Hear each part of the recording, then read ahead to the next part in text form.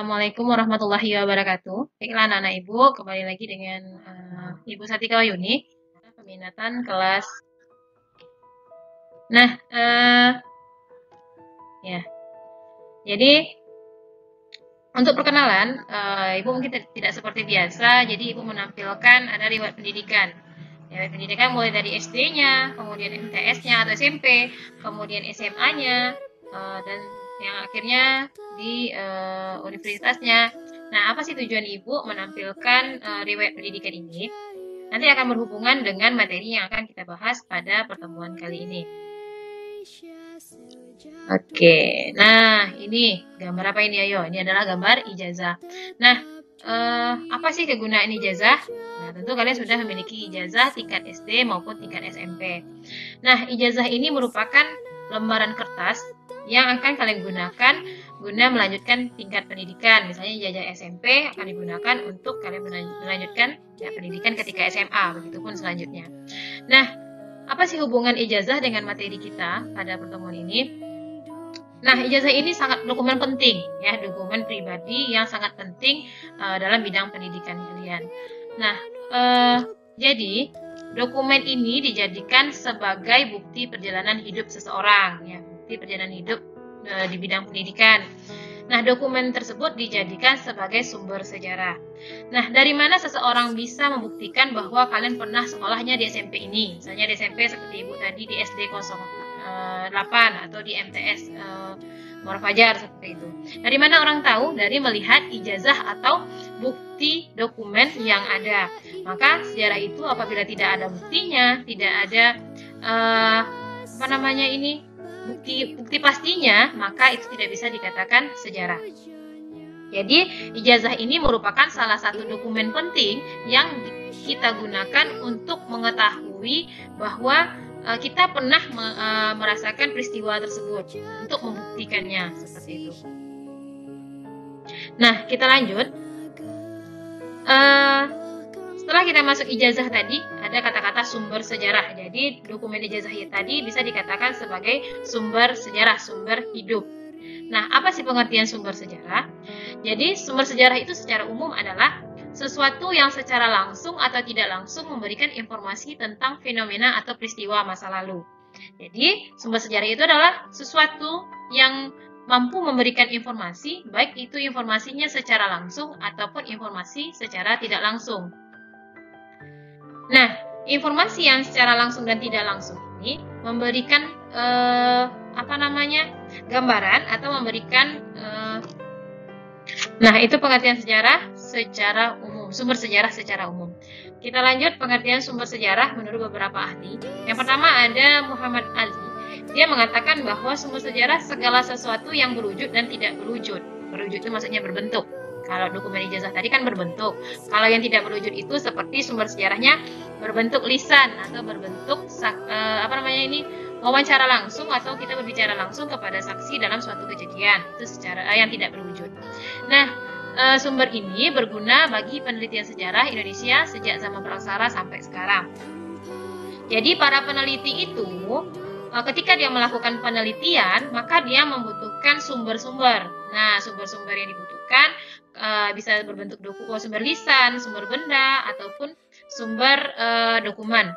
Nah, jadi sejarah itu apabila tidak dilakukan penelitian yang matang atau penelitian yang benar-benar diteliti, maka tidak bisa dikatakan peristiwa itu sejarah, karena peristiwa sejarah itu adalah suatu peristiwa yang benar-benar terjadi, ada buktinya, ada waktunya, dan ada juga tempat kejadiannya. Kemudian pengertian sumber sejarah yang kedua, menurut Gonto Wijoyo, dia mengatakan bahwa sumber sejarah hendaknya dikumpulkan sesuai dengan jenis sejarah yang akan ditulis. Nah, maksudnya di sini adalah ketika kita akan menulis misalnya perkembangan ekonomi pada masa Orde Baru, seperti itu. Maka kita akan berbicara mengenai masa-masa Orde Baru, yaitu pada tahun 1967 hingga 1998. Nah, pada masa itu saja kita berbicara, kita tidak bisa berbicara pada masa yang tahun misalnya 98, itu kan udah masa reformasi.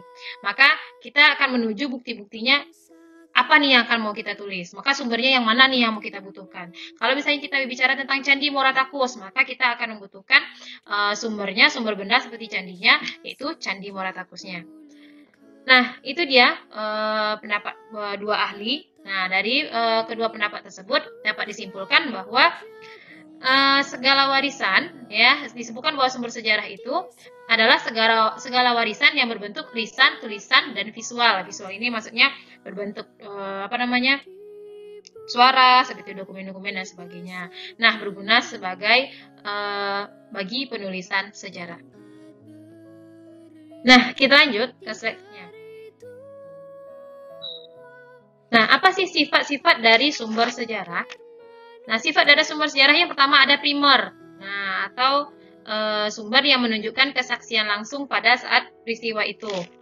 Jadi sifat sejarah itu ada yang pertama primer. Primer itu adalah sumber pertama, di mana sumber yang menunjukkan kesaksian langsung di sini maksudnya penulis tersebut terlibat secara langsung. Misalnya ketika membuat sumber kejadian perang Diponegoro seperti itu. Maka dia menyaksikan langsung perang tersebut, dia menyaksikan siapa-siapa saja tokoh-tokohnya atau tokohnya atau subjeknya, kemudian dia tahu kapan waktu terjadinya, waktunya. Nah, itu dikatakan sebagai sumber primer. Selanjutnya ada sumber. Nah, sumber sekunder ini adalah ketika penulis dia mendapatkan informasi dari orang lain. Nah, dan dia juga memperoleh tidak secara langsung seperti sumber primer tadi. Kalau primer tadi kan dia secara langsung melihat suatu peristiwa. Kalau sekunder ini dia mendapatkan kesaksian dari orang yang melihat seperti itu.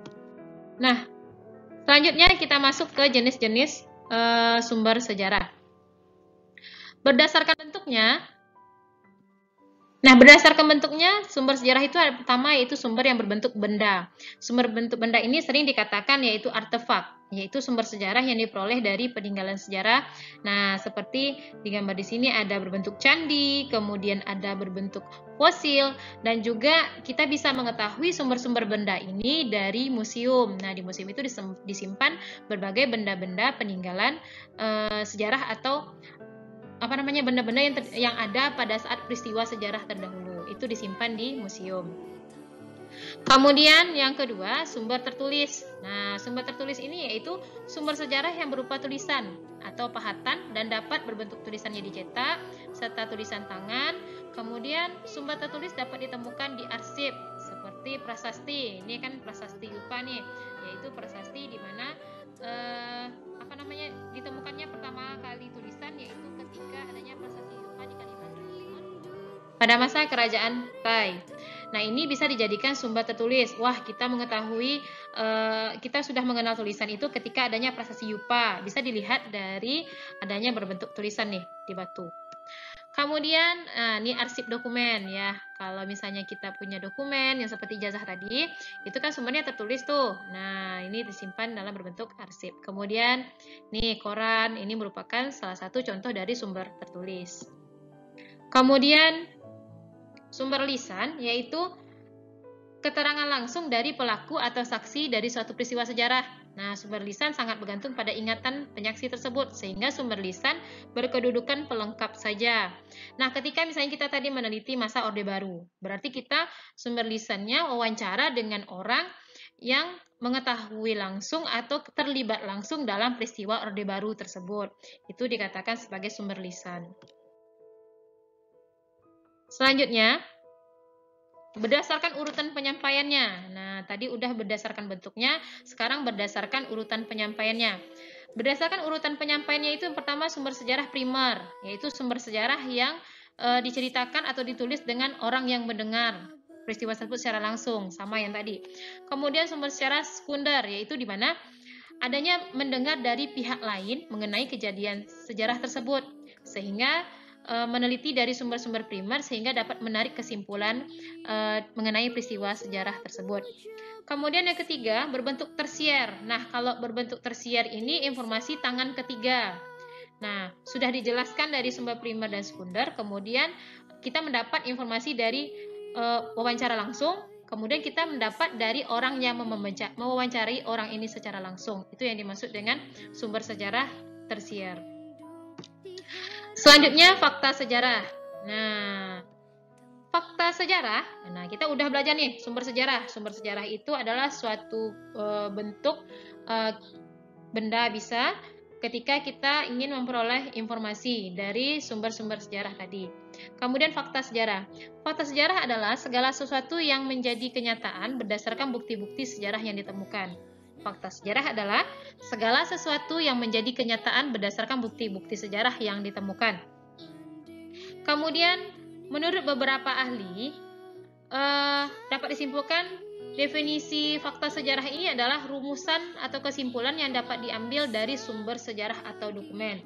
Jadi ketika kita ingin meneliti sesuatu hal, kita cari dulu sumbernya. Ketika kita udah mendapatkan sumbernya, baru kita tulis atau kita melalui penelitian. Setelah udah ditulis dan udah dilakukan peneliti dan ditulis, baru kita bisa mengatakan bahwa ini benar sejarah karena kita udah melakukan penelitian dengan berbagai sumber yang ada. Kemudian, fakta bersifat subjektif karena merupakan hasil proses mental sejarawan.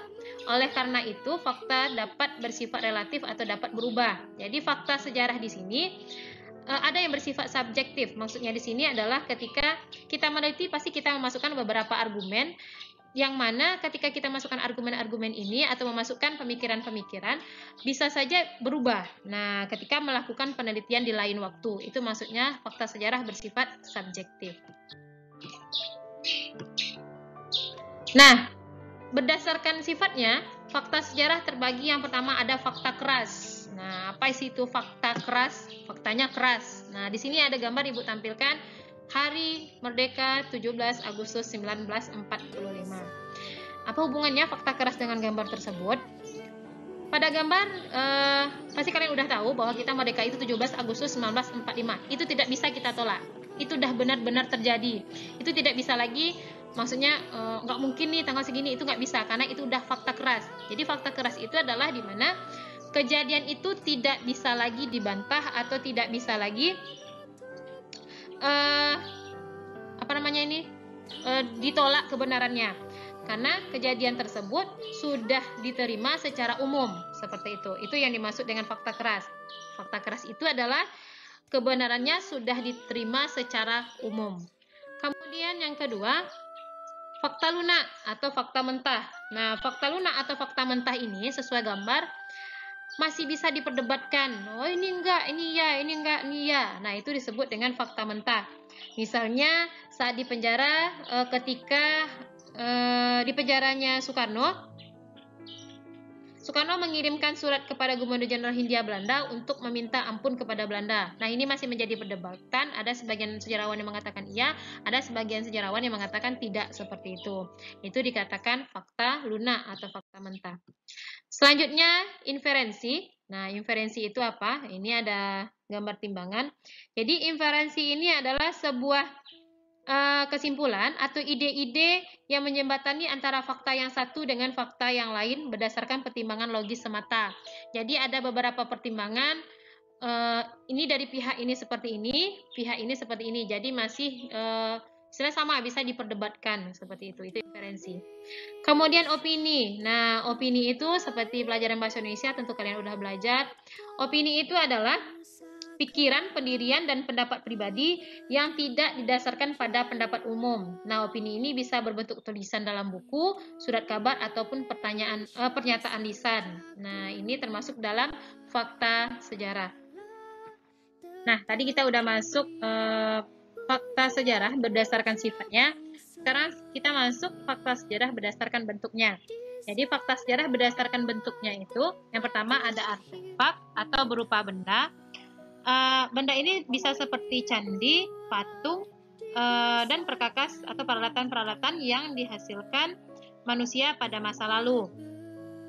Nah, perkakas manusia tersebut atau peralatan tersebut dapat menggambarkan tingkat kehidupan masyarakat pada saat itu.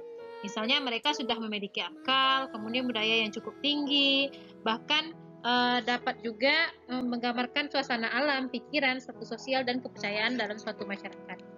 Kemudian yang kedua, ada fakta sosial.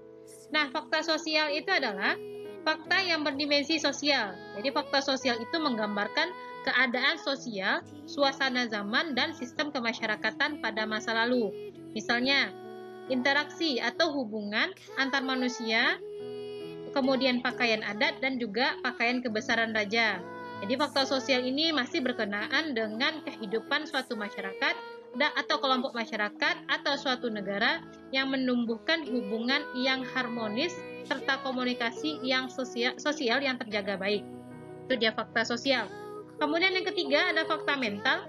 Fakta mental ini adalah kondisi yang menggambarkan suasana pikiran, perasaan batin, kerohanian, dan sikap yang mendasari sesuatu karya cipta.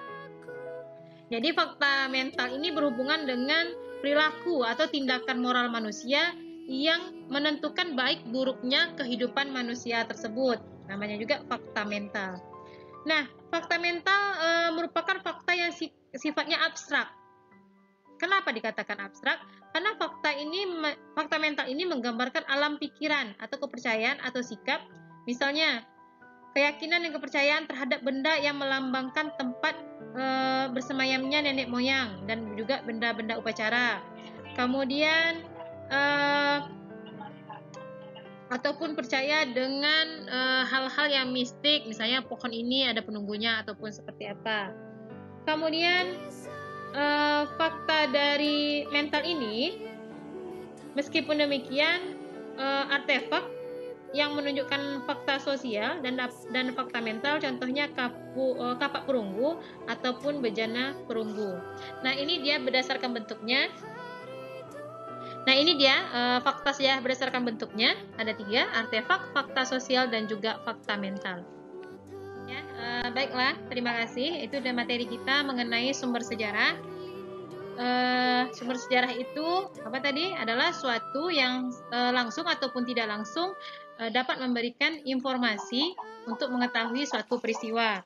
Nah, sumber sejarah itu berdasarkan bentuknya tadi, ada berdasarkan sifatnya.